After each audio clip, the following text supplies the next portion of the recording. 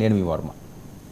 ఆంధ్రప్రదేశ్లో 2024 రాజకీయాలు, ఏ పార్టీ గెలబోతుంది, ఎవరు అధికారం చేపట్టబోతున్నారు, అసలు ముఖ్యంగా కొంతమంది అభ్యర్థులు ఎంత మెజారిటీతో గెలుస్తారు, వాళ్ళు గెలిచే ఛాన్స్ ఉందా, చాలా అంశాలు పొలిటికల్ సర్కిల్స్లో రోజు రోజుకి వేడిని రేకెత్తిస్తున్నాయి.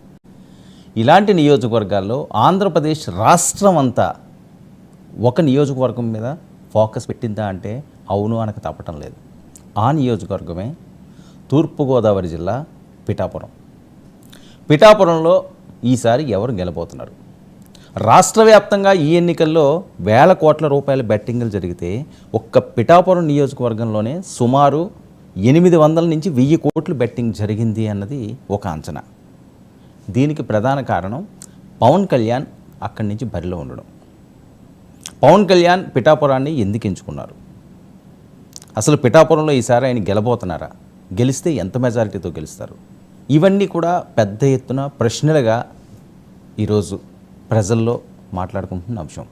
దీనికి ప్రధాన కారణం పవన్ కళ్యాణ్ పోటీ చేయడం అయితే ఒక వంతు అయితే, అక్కడ వంగా గీత ప్రత్యర్థిగా ఉండడం, అదే సామాజిక వర్గానికి చెందిన వంగా గీత ప్రత్యర్థిగా ఉండడమే కాకుండా మరొక వైపు ముద్రగడ పద్మనాభం పేరు మార్చుకుంటానంటూ సవాల్ విసరడు. దీని వెనకాతలో ఉన్న ఆంతర్యం ఏంటి? అంత ఫోర్స్గా వీళ్ళు మాట్లాడవలసిన అవసరం ఏమొచ్చింది? అయితే పిఠాపురంలో గెలాలి అంటే ఒకే ఒక్కడు, పవన్ కళ్యాణ్. ఆయన ఫేము, పవర్ స్టారు, లేకపోతే ఆ సామాజిక వర్గం, చిరంజీవి గారి మెగా ఫ్యామిలీ, చిరంజీవి గారి తమ్ముడు, జనసేన పార్టీ అధ్యక్షుడు, ఇదంతా ఒక వంతు అయితే పిఠాపురంలో గెలాలి అంటే ఆయనకి ఒకరి అండ కావాలి. ఆయనే వర్మ.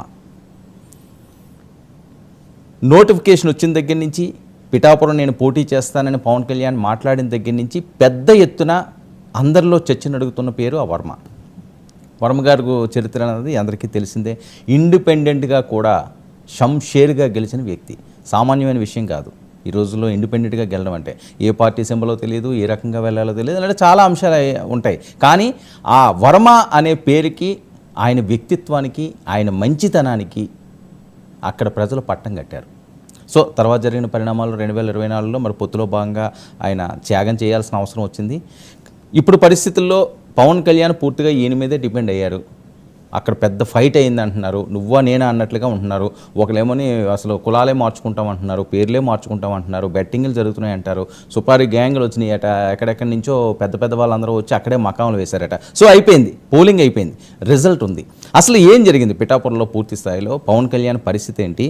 వర్మ గారు ఆయన త్యాగానికి ఫలితం ఏ రకంగా ఉండబోతుంది? ఇదే అంశాలు ఎక్స్క్లూజివ్గా మనతో పాటుగా స్టూడియోలో వర్మ గారు సిద్ధంగా ఉన్నారు. నమస్తే వర్మ గారు. జరుగుతున్న పరిణామాలు, పిఠాపురం అని పేరెత్తితే ఓకే, పవన్ కళ్యాణ్ గారు ఇప్పుడైతే అవ్వచ్చు, మీ పేరు ఎక్కువ వినిపిస్తుంటుంది తూర్పుగోదావరి జిల్లాలో. ఎందుకంటే మీ సత్తా ఏంటో చూపించారు ఇండిపెండెంట్గా పోటీ చేసి. 2024లో మీరే టికెట్ అనుకున్నారు, ఆల్మోస్ట్ ఖరారు అయిపోయింది, మీ వరకు మీరు చేసుకుంటున్న టైంలో ఆల్ ఆఫ్ సడన్గా పవన్ కళ్యాణ్ గారు ఎంట్రన్స్. బాధ అనిపించిందా?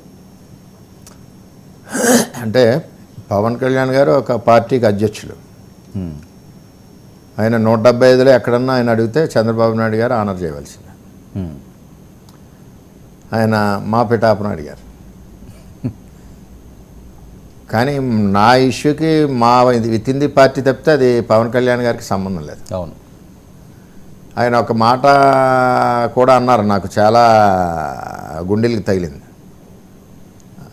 మీ క్యాడరు ఇలా ఇబ్బంది పడతారని తెలిస్తే నేను అది కూడా తీసుకోపోదును అని ఒక మాట అన్నారు. అంటే ఎంత విలువైన మరి సంస్కారంతో అన్నారు అని అర్థం చేసుకోవాలి.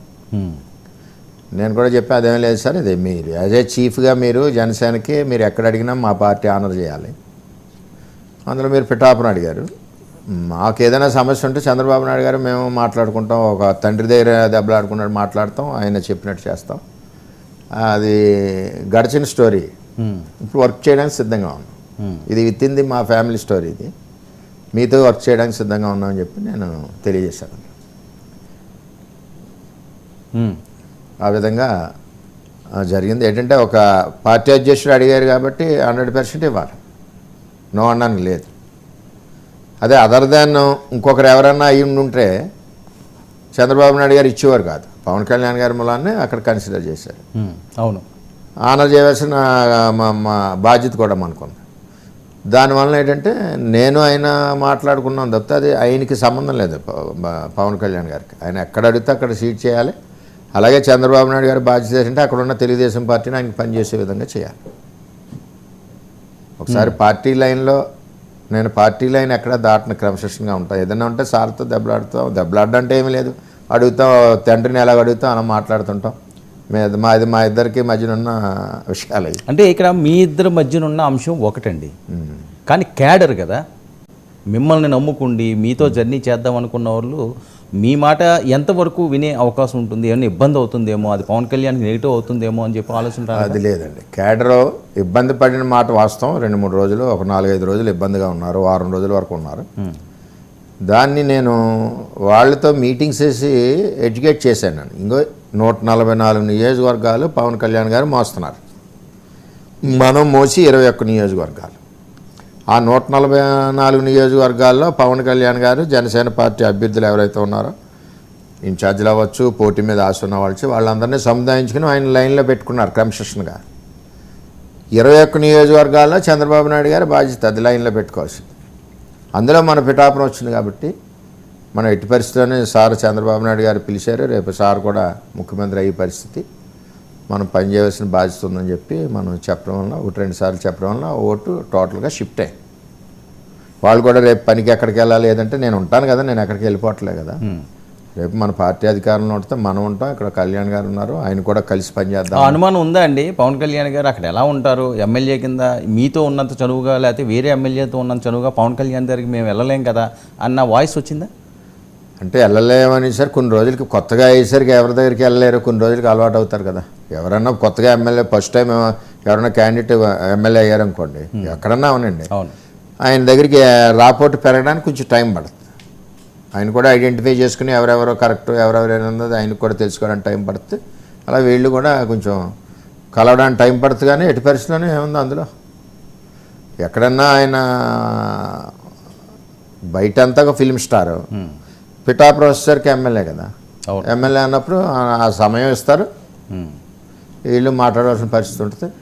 మేము కూడా ఉంటాం కాబట్టి ఏ విధమైన ఇబ్బంది. సార్, వరం గారు చాలా మందిలో ఉన్న అనుమానం అండి, ఎన్నికల్లోని 144 నియోజకవర్గంలో తెలుగుదేశం పార్టీ పోటీ చేసింది, 21 స్థానాల్లో జనసేన పోటీ